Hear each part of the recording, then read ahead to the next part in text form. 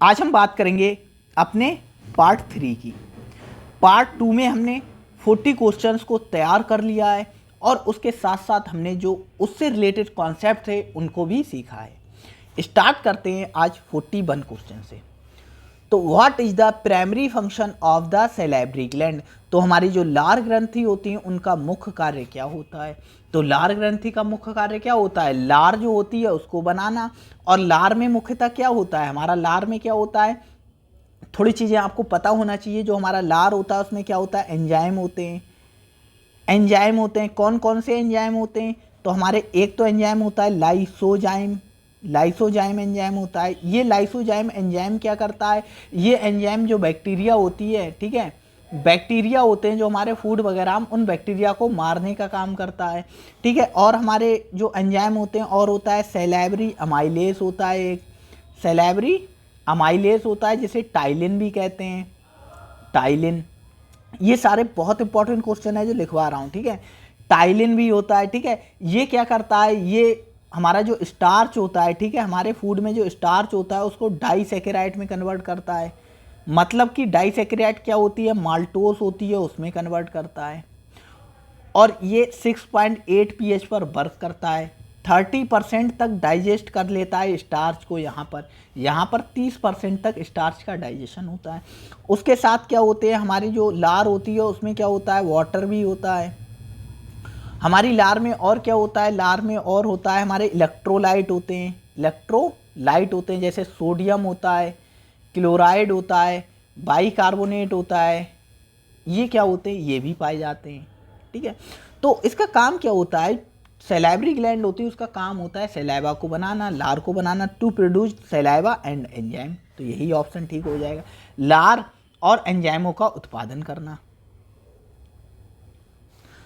What is the function of villi in the intestine. तो जो intestine होती है उसमें जो बिल्लाई होते हैं उनका फंक्शन क्या होता है, हमने आपको बनाकर दिखाया था डायग्राम, देखो शायद आपको याद हो।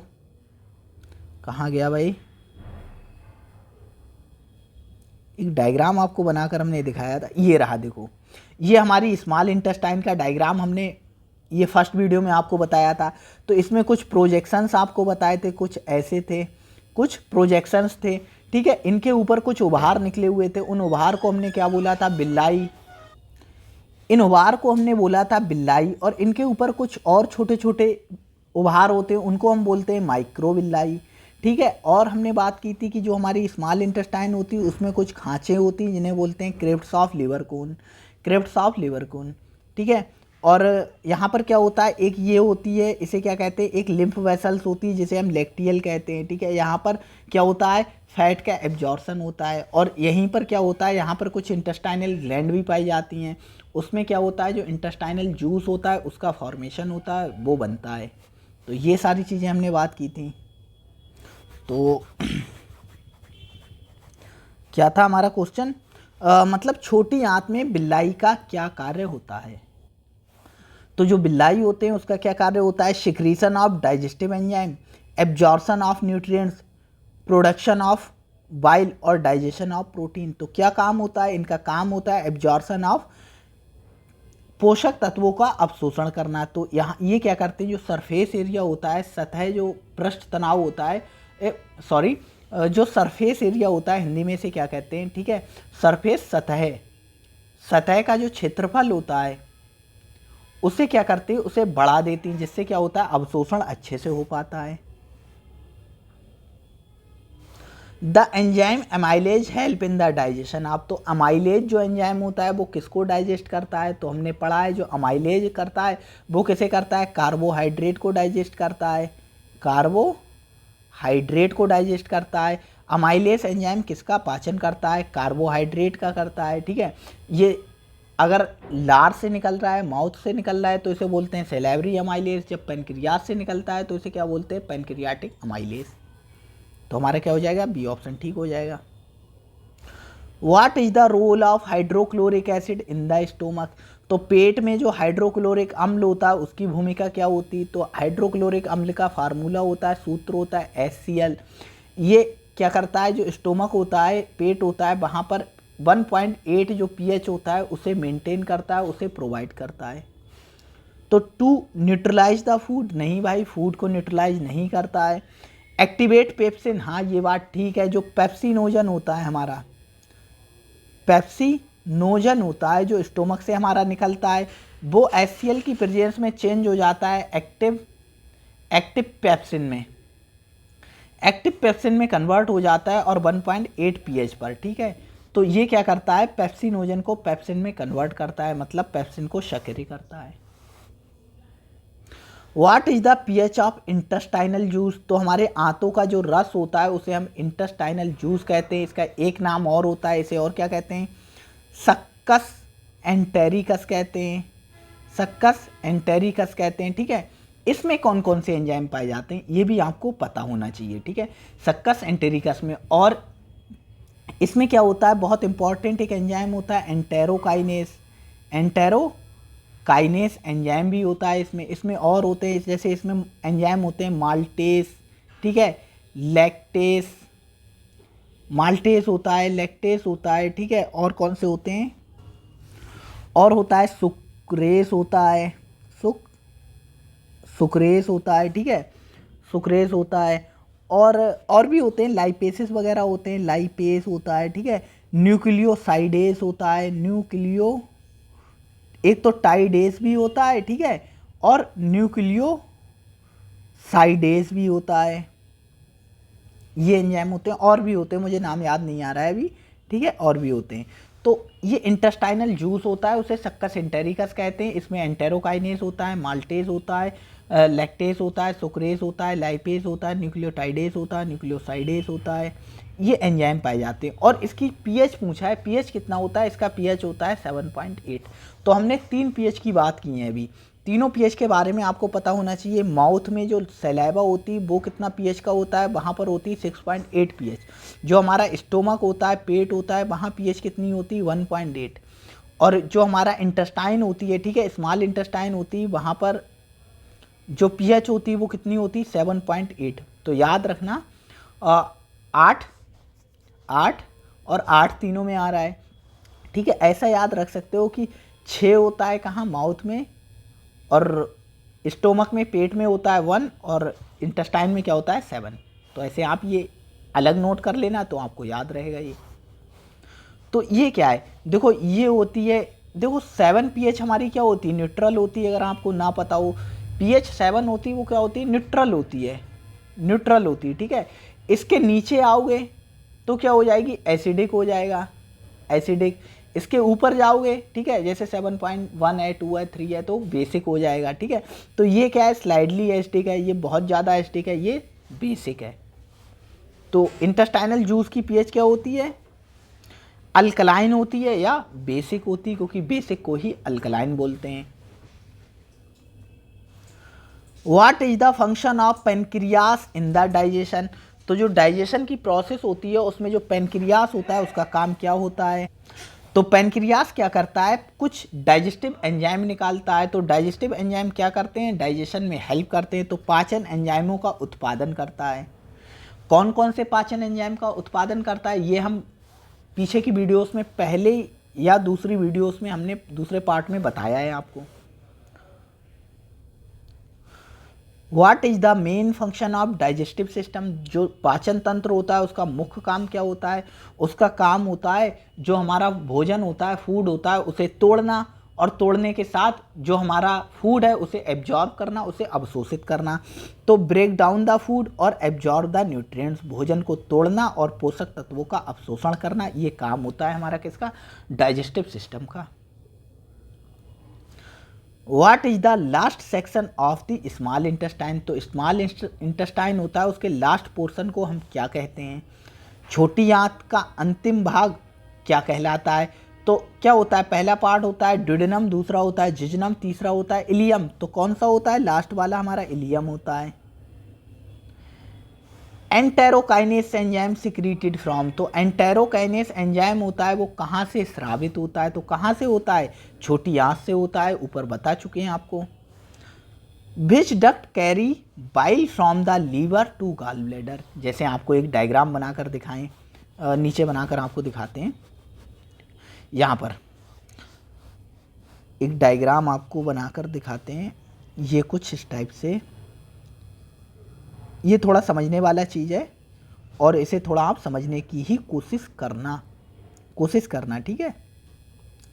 कुछ इस टाइप से यहाँ पर होता है लगा हुआ क्या, हमारा गॉल ब्लैडर, ठीक है। ये हमारा क्या हो गया, ये हमारा लीवर है, यकृत है, ठीक है। ये हमारा पित्ताशय कुछ इस टाइप से होता है, ठीक है। अब इसमें कुछ हम बात करते हैं, थोड़ा नीचे आपको बनाकर दिखाते हैं। देखो हमारा जो लीवर होता है वो दो पार्ट में डिवाइडेड होता है, एक होता है राइट लोब, एक होता है लेफ्ट लोब। राइट लोब होता है, एक लेफ्ट लोब। तो एक राइट लोब से क्या निकलती है, एक ऐसे डक्ट निकलती है, ठीक है। एक लेफ्ट लोब से कुछ ऐसे डक्ट निकलती है। तो ये क्या है, ठीक है। जैसे हमारा जो राइट लोब है लीवर का, एक लेफ्ट लोब है, तो यहाँ का क्या बन रहा है, यहाँ पर बाइल बन रहा है, ठीक है। पित्त हमारा बन रहा है, ये पित्त यहाँ से आता है नीचे, यहाँ से इससे आता है नीचे बन रहा है। तो ये हमारा आ रहा है, एक राइट साइड से आ रही, इसे बोलते हैं राइट हिपैटिक, मतलब लीवर से आ रही इसीलिए हिपैटिक डक्ट। ये चीज़ आपको समझने की है, समझ लेना एक बार, अगर एक बार समझ लोगे तो हमेशा याद रहेगी। इसे बोलते हैं लेफ्ट हिपैटिक डक्ट, ठीक है। ये दोनों मिल जाती हैं, ठीक है, ये दोनों मिल जाती हैं। इसे हम बोलते हैं मिल जाती हैं, तो इसे बोलते हैं कॉमन हिपैटिक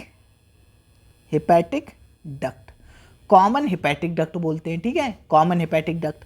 अब देखो ये गॉल ब्लैडर है, ठीक है, ये मैं बड़ा बनाकर दिखा रहा हूँ, ऐसा नहीं होता है, ये सब इंटरनली यहीं पर हो जाता है, इस पार्ट में ये सारी डक्ट बन जाती हैं और मिल भी जाती हैं, ठीक है, यहीं पर इतने पार्ट में। मैं थोड़ा बड़ा करके आपको समझा रहा हूँ कि इससे आपको समझ आए फिर, ठीक है। हमारा जो गॉल ब्लैडर होता है उससे एक डक्ट निकलती है कुछ इस टाइप से, ठीक है। गॉल ब्लैडर से जो डक्ट निकलती है उसे हम बोलते हैं सिस्टिक डक्ट, उसे हम बोलते हैं सिस्टिक डक्ट, जो गॉल ब्लैडर से निकल रही। एक सेकंड रुको, गॉल ब्लैडर वाली दूसरे कलर से आपको दिखा दें, ठीक है।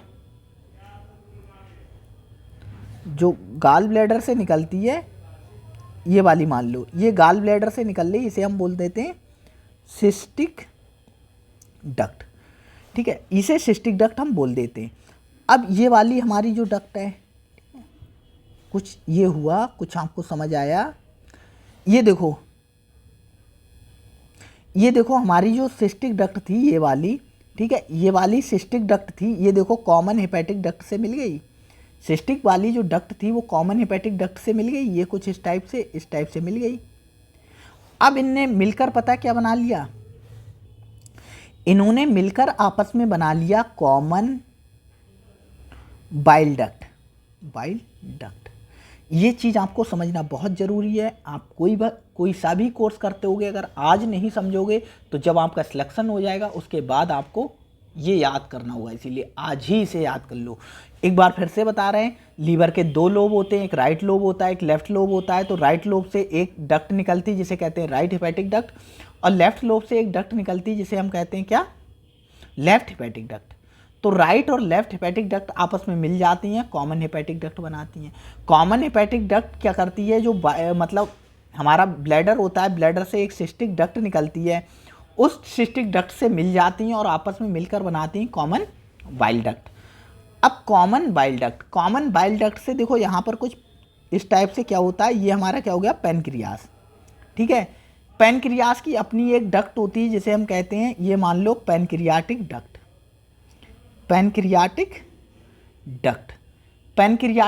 बोलते हैं। जो किसकी डक्ट होती है, हमारी ये क्या है, पैनक्रियास है। अब पैनक्रियास की जो डक्ट होती है वो कुछ इस टाइप से मिल जाती है, इस टाइप से ये मिल जाती है, किससे, ये मिल जाती है कॉमन बाइल डक्ट से। और फिर ये मिलने के बाद यहाँ पर इसको बोल देते हैं अब कॉमन हेपेटो पैनक्रियाटिक डक्ट। मतलब जो कॉमन बाइल डक्ट थी वो पैनक्रियाटिक डक्ट से मिलती है और बनाती है common hepato pancreatic duct. Common hepato pancreatic duct के सिक्रीशंस को कंट्रोल करने के लिए यहाँ पर एक स्फिंक्टर होता है जिसे हम कहते हैं स्फिंक्टर ऑफ वुडी। ये भी आपके लिए बहुत इंपॉर्टेंट है, ये आपके लिए बहुत इंपॉर्टेंट है, ये बहुत इंपॉर्टेंट है, ये बहुत इंपॉर्टेंट है, ये 4 क्वेश्चन बहुत इंपॉर्टेंट है। सिस्टिक डक्ट किसे कहते हैं, कॉमन बाइल डक्ट किसे कहते हैं, स्फिंक्टर ऑफ ओडाई क्या होता है, पेनक्रियाटिक डक्ट कहाँ पाई जाती है, और कॉमन हेपेटो पेनक्रियाटिक डक्ट। ये 5 क्वेश्चन बहुत इंपॉर्टेंट है आपके लिए, और आपको अगर समझ आ गए हो तो ये डायग्राम बना लेना अपनी कॉपी में और याद कर लेना। तो हमारा ये क्वेश्चन था, ठीक है। तो मतलब which duct carry bile from liver to gall bladder, liver से गाल ब्लैडर में कौन सी डक्ट होती है जो क्या करती है, अपने सिक्रीशंस को ले जाती है, ठीक है। तो हमारी कौन सी नलिका जिगर से पित्त को पित्ताशय में लाता है, ठीक है। तो हमारा देखो कुछ इस टाइप से आता है, ठीक है। पित्त यहाँ बन रहा है, आपको दूसरे कलर से दिखाएं कुछ ही, देखो हमारा पित्त पीला पीला बन के ये आ रहा है, ठीक है। ये आ रहा है और ये आया, ठीक है। ये आ रहा है पित्त, ठीक है। तो पित्त ये कौन लेकर आ रहा है लीवर से, तो कौन लेकर आ रहा है, कॉमन हेपेटिक डक्ट लेकर आ रही है। अब ये कॉमन हेपेटिक डक्ट कहाँ जाता है, पित्त ऐसे जाता है ऊपर। अब पित्त ये गाल ब्लैडर में आ गया। ये बहुत बड़ा स्ट्रक्चर मैंने बनाकर दिखाया है, ऐसा होता नहीं है, ठीक है, बनाकर दिखाया। यहाँ से तो कौन कौन सी डक्ट, एक तो कॉमन हेपेटिक डक्ट ले जा रही है, ठीक है, और कौन ले जा रही है, देखो सिस्टिक डक्ट, यहाँ से सिस्टिक डक्ट ले जा रही, तो ये दोनों डक्ट ले जाती हैं। आंसर देखो कौन सा दिया है, दोनों आंसर ठीक हो सकते हैं। Hepatic duct, cystic duct, common bile duct, pancreatic duct, तो कौन सा, हेपेटिक डक्ट भी हो सकता है और सिस्टिक डक्ट, ठीक है, दोनों आंसर हो सकते हैं। लेकिन सिस्टिक डक्ट आंसर दिया है, ठीक है। ऐसा इसीलिए दिया है क्योंकि शायद यहाँ पर कॉमन नहीं लिखा है, ठीक है, इसीलिए आंसर ये माना गया है, ये माना गया है। लेकिन आंसर दोनों ठीक हो सकते हैं। ऐसा क्वेश्चन पेपर में आएगा तो आपको मतलब एक्स्ट्रा मार्क्स मिलेंगे इसके, ये कॉमन क्वेश्चन होगा। आपने कोई से एक अगर टिक किया है तो आपको नंबर मिल जाएंगे। What is the main function of common bile duct, तो सामान्य पित्त नलिका होती है उसका काम क्या होता है, कॉमन बाइल डक्ट का काम क्या होता है। तो कॉमन बाइल डक्ट हमने देखी, उसका काम क्या होता है, वो कैरी करती है बाइल स्मॉल इंटेस्टाइन तक, नहीं, इंसुलिन को सिक्रीट नहीं करती है, प्रोटीन को नहीं करती है, ट्रांसपोर्ट पेनक्रियाटिक जूस नहीं भाई, ये भी नहीं करती, ये काम करती है, कैरी करती है, ठीक है, कैरी करती है bile from bile to the small intestine, पित्त को छोटी आंत में ले जाना। मैंने ध्यान से पढ़ा नहीं था, क्वेश्चन देखो आप, यही वाला तो है कॉमन बाइल डक्ट। तो कॉमन बाइल डक्ट कहाँ ले जा रही है, यहाँ ले जा रही है, ठीक है। और यहाँ पर हमारी क्या होती है, ड्यूडेनम होती है, यहाँ पर हमारी ड्यूडेनम होती है, यहाँ से पेनक्रियाटिक डक्ट निकलती है और यहाँ से ये ओपन हो जाता है ड्यूडेनम में। जो हेपेटो पेनक्रियाटिक डक्ट होती है ये ड्यूडेनम में ओपन हो जाती है। तो क्या कहाँ लेकर जा रही है, लेकर जा रही है छोटी आंत तक, छोटी आंत तक लेकर जा रही है, तो बी ऑप्शन ठीक हो जाएगा। The pancreatic juice a pancreatic duct join with common bile duct to release its secretion into the which part of digestive system. तो अग्नाशय नलिका सामान्य पित्त नलिका से जुड़कर अपने स्राव को पाचन तंत्र के किस हिस्से में छोड़ता है। तो जब पेनक्रियाटिक डक्ट होती है कॉमन बाइल डक्ट से मिलती है तो हेपेटो पेनक्रियाटिक डक्ट बनती है, और जो हेपेटो पेनक्रियाटिक डक्ट होती है वो कहाँ ओपन होती है, ड्यूडेनम में। कहाँ, ड्यूडेनम में। Which of the following duct is responsible for carrying bile from liver to duodenum? तो लीवर से ड्यूडेनम तक बाइल को कौन लेकर जाता है, तो लेकर जाता है हमारा कॉमन बाइल डक्ट। आज का लास्ट क्वेश्चन है, what is the function of pancreatic duct. तो पेनक्रियाटिक जो डक्ट होती है उसका काम क्या होता है, तो पेनक्रियाटिक डक्ट का काम होता है जो पेनक्रियास के जो सिक्रीशंस हैं, पेनक्रियाटिक एंजाइम है, उन्हें कहाँ, स्मॉल इंटेस्टाइन में पहुँचाना। तो transporting digestive enzyme to the small intestine, मतलब छोटी आंत में पाचन एंजाइमों का परिवहन करना। आप ये देखो, यहाँ से इसके एंजाइम हैं, ये कहाँ आ रहे हैं, यहाँ आए, यहाँ से फिर कहाँ गए, यहाँ गए, और ये क्या है हमारा ड्यूडेनम है, छोटी आंत का पार्ट है। तो आज की वीडियो में इतना ही था। अगर वीडियो अच्छी लगी हुई तो वीडियो को लाइक कीजिएगा, चैनल को सब्सक्राइब कीजिएगा इसी तरीके की वीडियोस को पाने के लिए। और नेक्स्ट हम स्टार्ट करेंगे respiratory system, respiratory system chapter start करेंगे और कोशिश करेंगे कि केमिस्ट्री के भी आपको क्वेश्चंस प्रोवाइड कराए जाएं। तो आज की वीडियो में इतना ही था। Thank you.